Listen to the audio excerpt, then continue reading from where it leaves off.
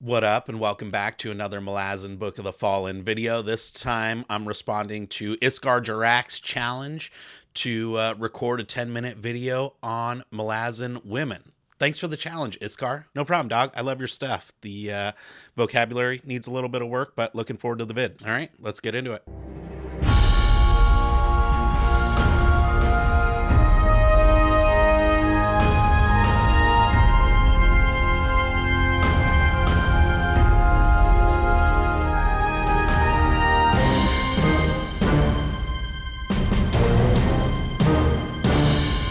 So this is going to be the first in a series, and it will spoil all the way through the Bonehunters. So if you haven't read that far, you can go ahead and bounce out. But my female character that I'm focusing on for 10 minutes in this video is Apt, the Aptorian demon.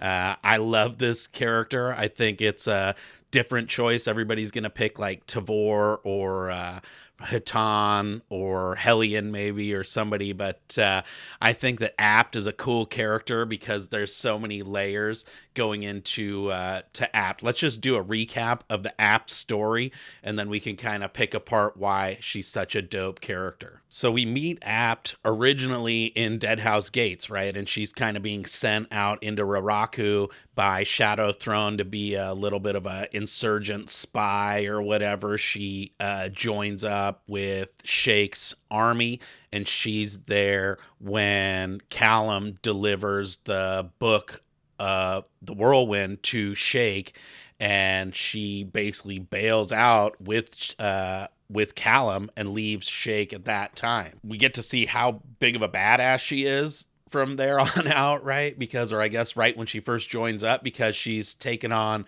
Rilandaris, fighting him to a draw, I think killing some of the wolves that he was at that time, several times too, I think, right? Kept coming back, and there was like all this like swirling stuff, and you can hear the wolves howling and crap, and she's just like dealing death and watching Callum's back. Damn, it feels good to be a gangster.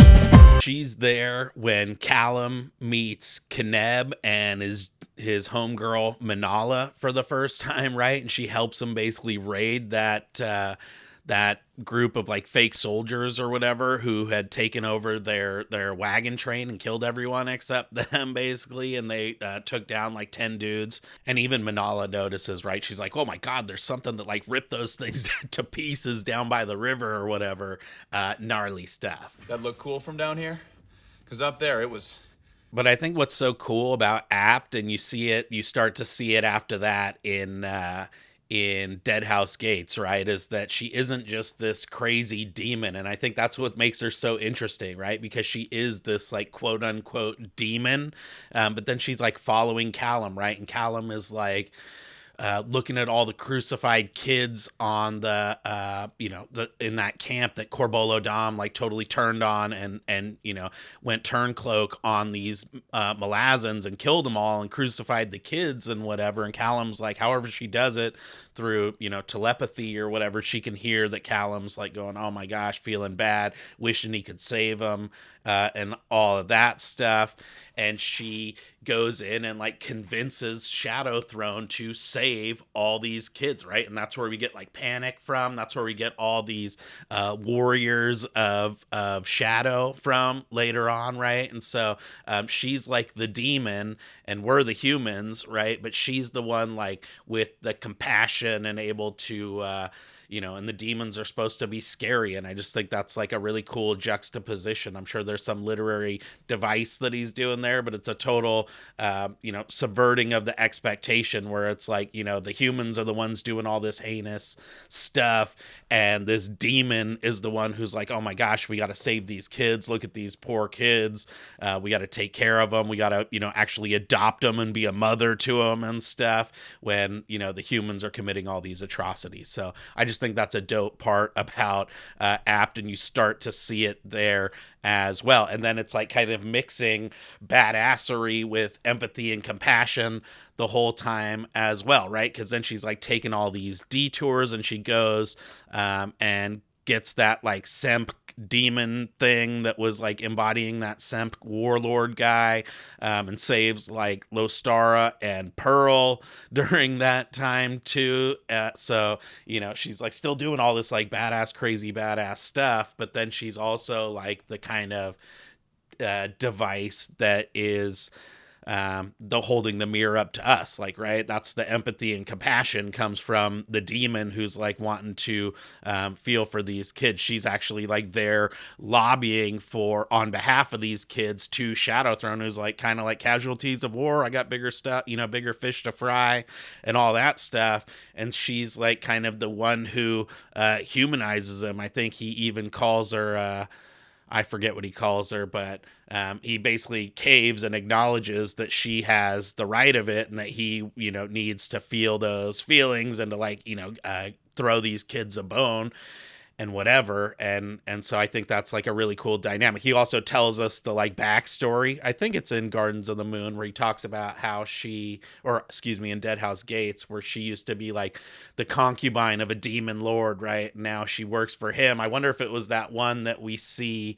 I don't remember. I think it's in Night of Knives where we see that chained demon lord who she maybe fell out of favor with. I'm curious. Let me know in the comments who you think her demon boyfriend was. But yeah, I just love that she's the demon and she's the one teaching the lessons, even though she's supposed to be this scary, bloodthirsty, whatever. That's pretty dope. That's what's up. I think she does it with Dancer too, right? Where there's like kind of this like humanizing element, and maybe that is a through line now that I'm thinking through it with App's story, right? Because she does it with Dancer when he's talking to her like, "What are you doing to this kid?" And you gave him this like multifaceted, jacked up eye and stuff, but she's actually like there and caring for him. And I think I don't know if it's there or in the Bonehunters when he says how you know, she taught him to be more human or to like have feelings. And I think that's like a through line for Dancer's story too, is that it took him becoming a god to actually start to become human and have feelings, right? Because especially if you go back to like Path to Ascendancy and all that, he's cold calculating the whole way through, and Apt is one of those humanizing forces, right? But then she's just like a good character too. So she's, you know, again, at the end of Deadhouse Gates, we get like the goodness of protecting Callum, who we love and who she like has given her tacit endorsement to by defending and protecting and saving the kids, acknowledging his wishes and all that. She shows up on the rag stopper. It's too late, unfortunately, but she shows up to save him, right? So she's a badass and she's just like a good person.